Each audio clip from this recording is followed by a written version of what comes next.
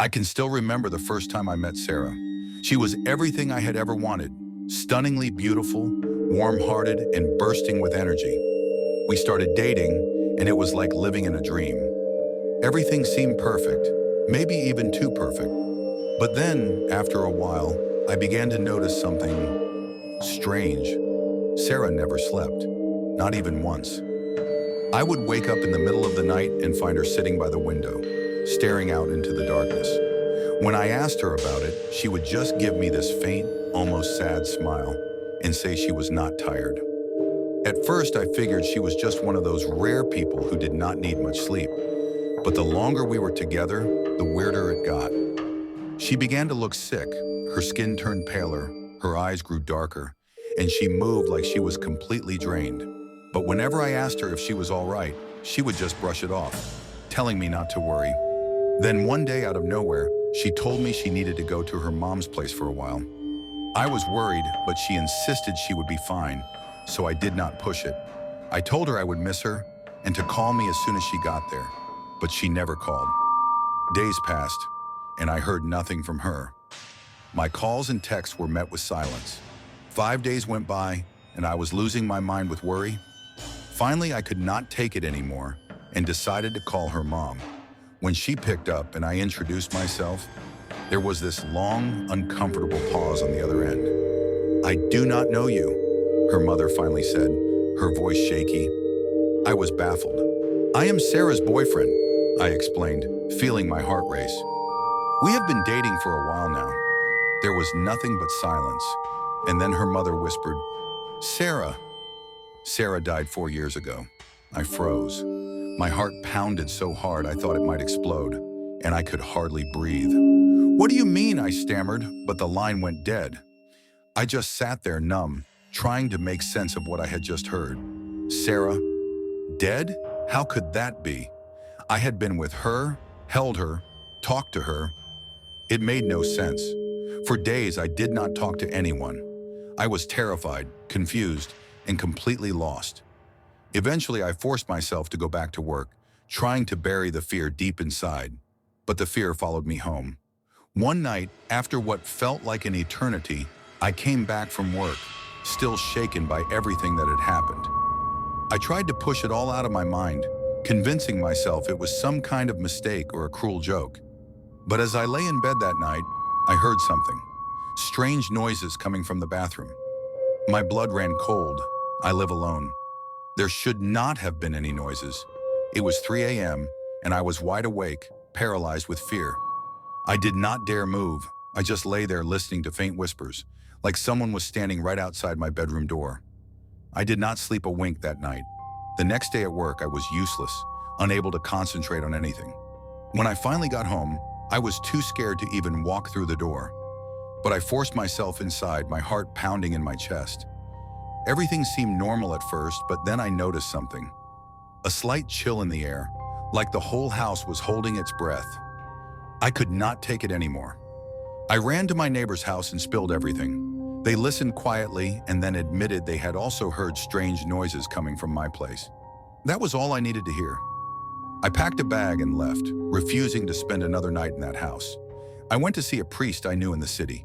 He agreed to come to the house with me, but warned me that it might be dangerous.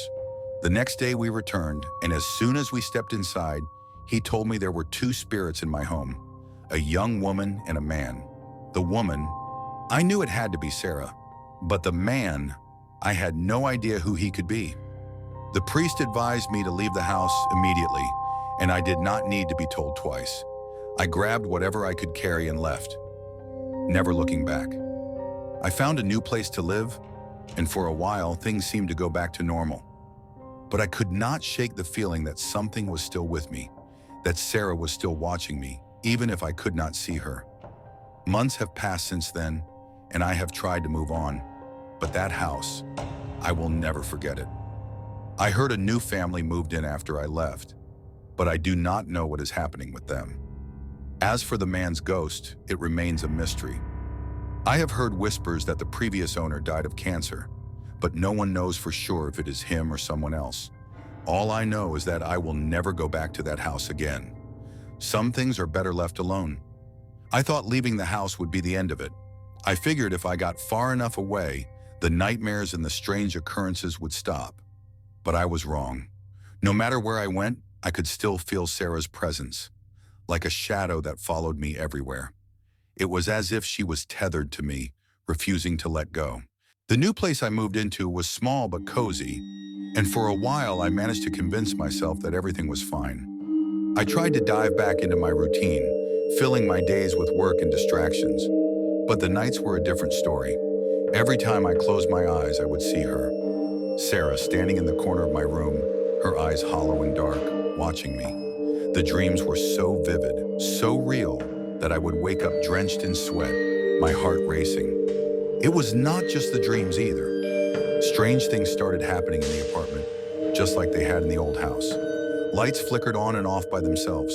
Cold drafts would sweep through the rooms even when the windows were closed. And sometimes I would hear soft whispers echoing through the walls. I knew it was Sarah. I could feel her, lingering just out of sight, always watching. One night, I could not take it anymore. I woke up to the sound of footsteps, slow and deliberate, pacing just outside my bedroom door.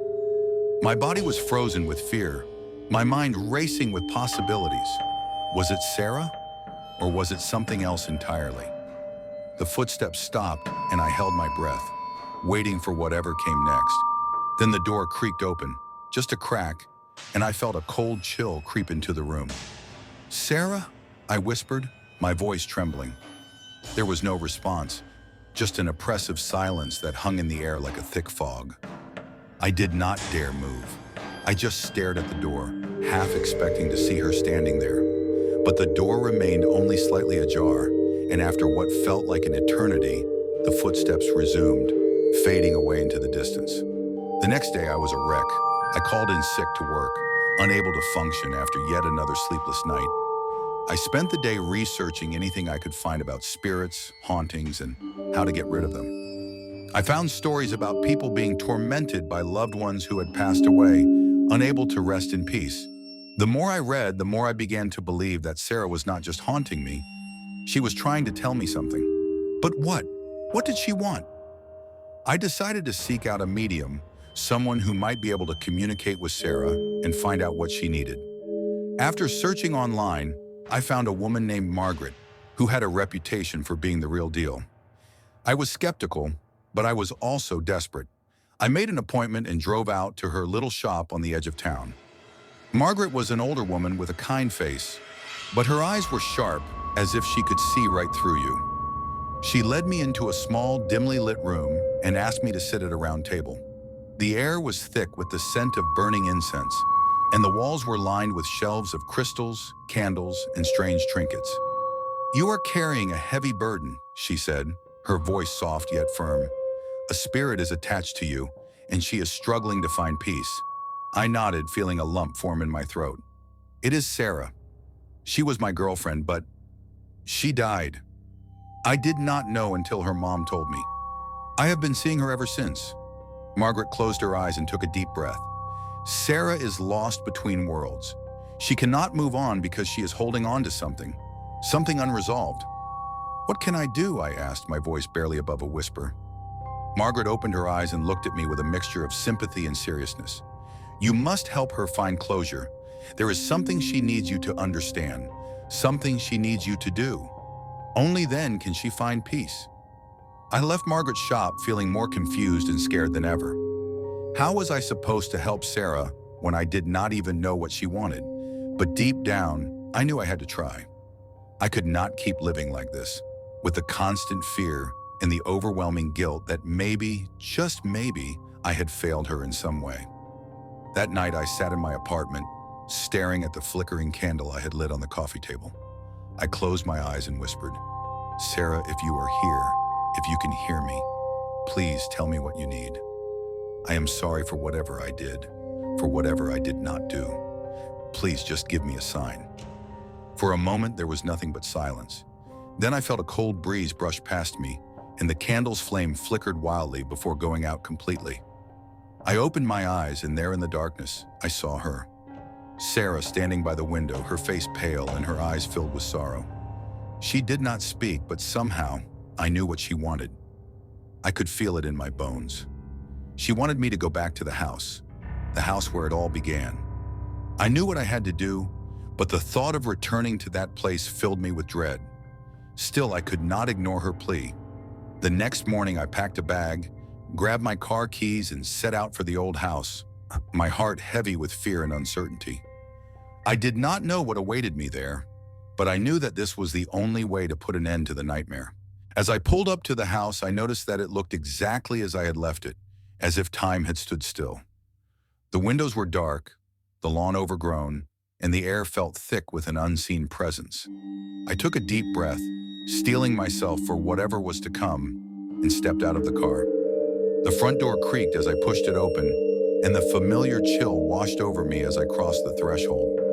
The house was silent, eerily so, and I could feel the hairs on the back of my neck standing up. I knew I was not alone. I could feel Sarah's presence, stronger than ever. "Sarah," I called out, my voice echoing through the empty rooms. "I am here. Please show me what you need." For a moment, there was nothing but silence. Then I heard it, the faint sound of footsteps coming from upstairs. I followed the noise, my heart pounding, until I reached the bedroom we had once shared. The door was slightly ajar, just like the night I had heard the footsteps in my apartment. I pushed the door open and stepped inside, and there she was, standing by the window just as she had so many nights before. But this time, there was something different about her, something more real, more present. Her eyes met mine, and I could see the pain and sorrow etched into her expression. "Sarah," I whispered, my voice trembling, "what do you need from me?" She did not speak, but I could feel her thoughts, her emotions, as if they were my own. She wanted me to know the truth about what had happened to her, and why she could not move on. Suddenly, the room grew colder, and the shadows seemed to grow longer, darker. I could feel another presence in the room, something sinister and malevolent. It was the man, the spirit the priest had mentioned. He was here, and he did not want me to know the truth. The air grew thick, almost suffocating, and I could hear a low, guttural growl coming from the shadows. I backed away, fear gripping me like a vice, but Sarah's presence held me in place. She needed me to stay, to face whatever was coming. And then, the man appeared. He was tall, with hollow eyes and a twisted, menacing grin. His form was dark and shadowy, like a living nightmare, and he moved toward me with slow, deliberate steps. I could feel the malice radiating from him, and I knew I was in danger. But Sarah was there too, and her presence gave me strength. I could feel her urging me to stand my ground, to confront the darkness that had plagued both of us for so long. As the man drew closer, I steeled myself and shouted, "What do you want? Why are you doing this?" The man's grin widened, and he spoke in a voice that was cold and hollow, like the echo of a distant storm. "She belongs to me," he hissed. "She will never leave." "No!" I shouted back, my voice trembling with a mixture of fear and determination. "She does not belong to you. You cannot keep her here." The man's eyes narrowed, and the shadows around him seemed to pulse with anger. But I did not back down. I could feel Sarah's presence growing stronger, and I knew that this was the moment of truth. With all the courage I could muster, I stepped forward, staring the man down. "You have no power over her," I said, my voice firm. "She deserves to move on, to find peace, and I will not let you stop her."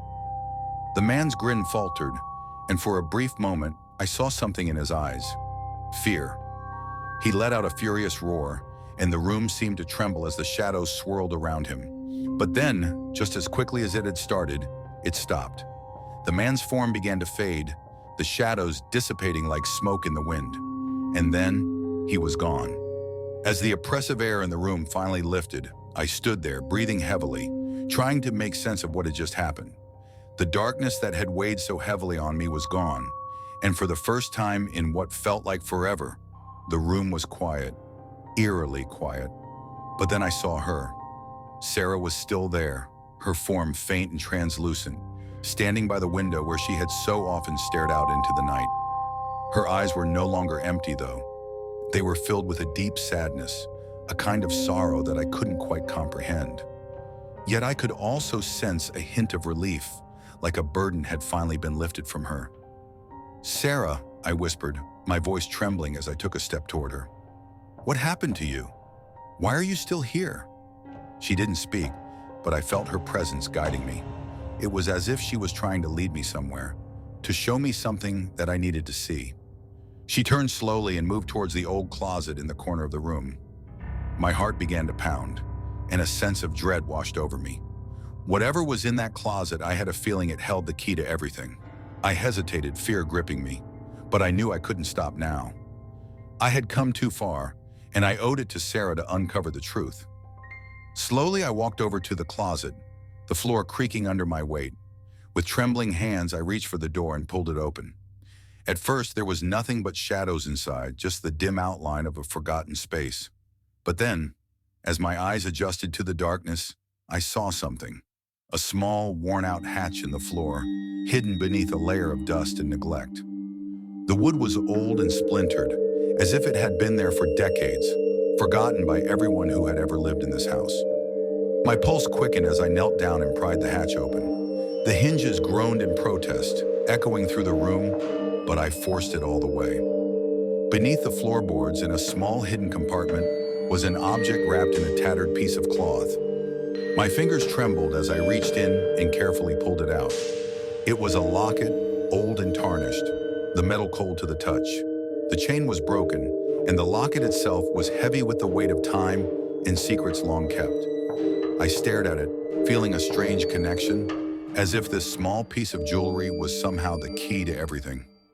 I opened the locket with a gentle click, and inside was a tiny faded photograph of a young girl, no older than 13, with a sweet, innocent smile that broke my heart. And as I looked closer, my breath caught in my throat. The girl in the photo was Sarah. A wave of sorrow hit me like a punch to the gut. Suddenly, it all made sense. The sadness in her eyes, the way she had been trapped in this house, unable to move on. This locket was more than just a piece of jewelry. It was a piece of her soul, a remnant of a life cut short. Memories began to flood my mind, memories that weren't my own. I saw Sarah as a young girl, full of life and hope, growing up in this very house. I saw her family, her parents who loved her but were always distant. And then, I saw him, the man. He was older, someone who was supposed to care for her, someone she trusted. But he had betrayed her in the worst possible way. The images in my mind blurred, the memories turning darker, more painful. I saw the torment Sarah endured, the fear that consumed her every waking moment. And then, I saw it, the moment when the pain became too much for her to bear. The moment when she took her own life, believing there was no other way out. My heart shattered as the realization hit me. Sarah had been trapped in this house, bound by the pain and trauma of her final days. And the man who had tormented us both, was the very same man who had driven her to that point. His twisted spirit had remained in this house, feeding off her despair, keeping her bound to this place. But now with the truth revealed, Sarah could finally be free. I could feel the dark energy that had clung to the house dissipating, the weight lifting from the air. Sarah's form began to fade, but this time there was peace in her eyes. "Thank you," she whispered, her voice soft and filled with gratitude. "Thank you for helping me find peace." And then she was gone, her presence vanishing like smoke in the wind. The room felt different, lighter, warmer, as if the very walls had been cleansed of the darkness that had plagued them for so long.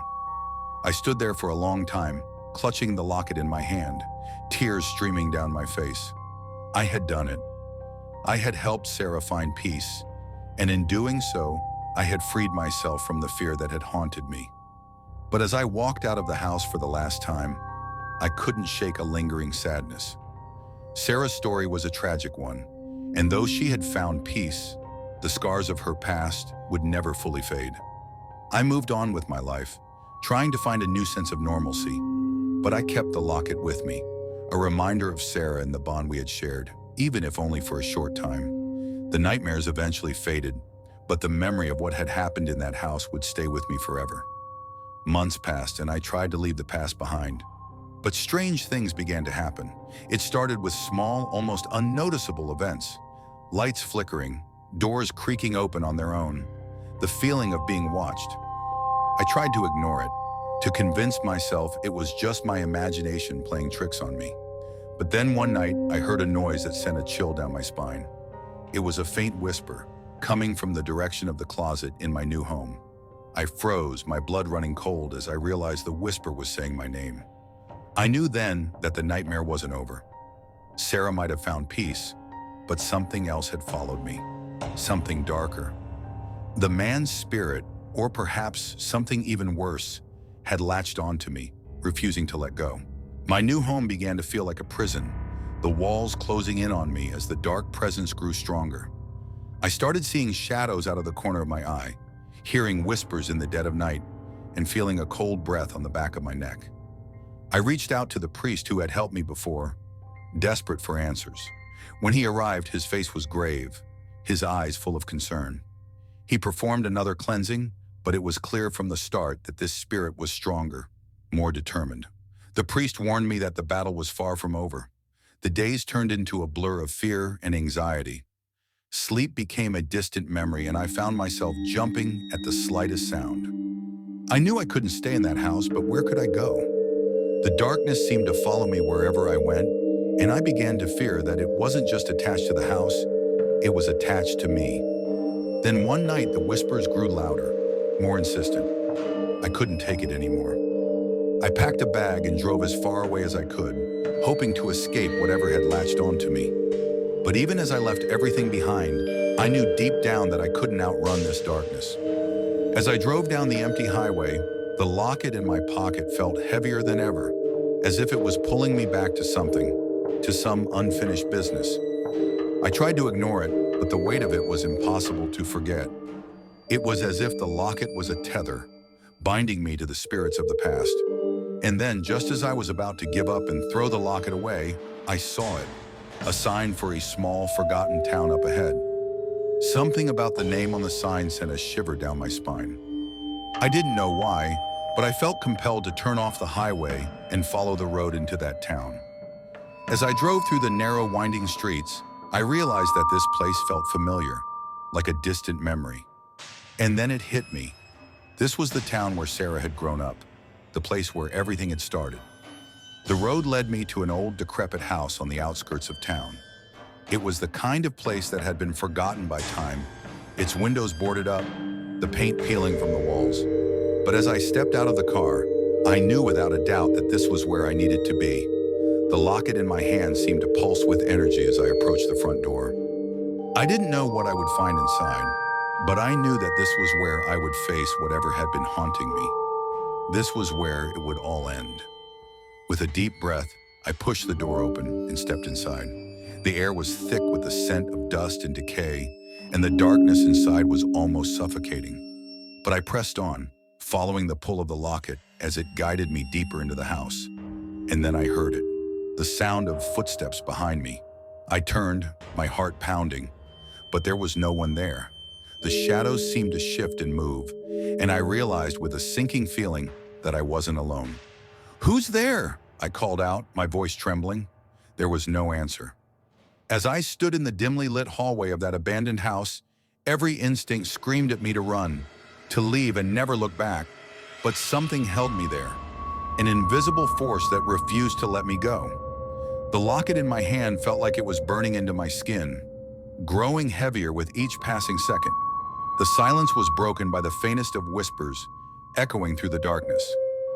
It was a voice I recognized, Sarah's, but this time, it wasn't just her voice I heard. There was another, deeper and far more menacing, intertwined with hers. The realization hit me like a freight train. The man's spirit, the one who had tormented Sarah and later me, was here. I took a step forward, the floorboards creaking under my weight. The air grew colder, and my breath turned to mist in front of me. The hallway stretched out like a never-ending tunnel, the shadows deepening with each step. I could feel the darkness closing in around me, the presence of something ancient and evil lurking just out of sight. Finally, I reached the end of the hallway, where a single door stood slightly ajar. The locket seemed to pull me toward it, and with a trembling hand, I pushed the door open. The room beyond was shrouded in shadows, the air thick with the scent of decay and old forgotten memories. In the center of the room, a figure stood, barely visible in the darkness. It was Sarah, her form flickering like a candle in the wind. Her eyes met mine, and I could see the desperation in them, the plea for help, for release from this torment. But standing behind her, half hidden in the shadows, was the man. His presence was suffocating, a dark, twisted energy that filled the room. I could barely make out his features, but I didn't need to see his face to know who he was. The malice radiating from him was enough to confirm it. "You think you can save her?"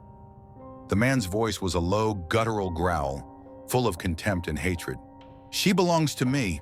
I felt a surge of anger, a burning rage that fueled my courage. I had come this far, and I wasn't going to back down now. "No," I said, my voice shaking but determined. "She doesn't belong to you. Not anymore." The man stepped forward, his form becoming clearer in the dim light. His face was twisted in a grotesque sneer, his eyes black voids that seemed to swallow the light around him. "You cannot save her," he hissed. "You are just as powerless as she is." But as he spoke, I felt the locket in my hand grow warm, a soft, comforting heat that spread through my body. I realized then that this small object, this piece of Sarah's past, held the key to freeing her.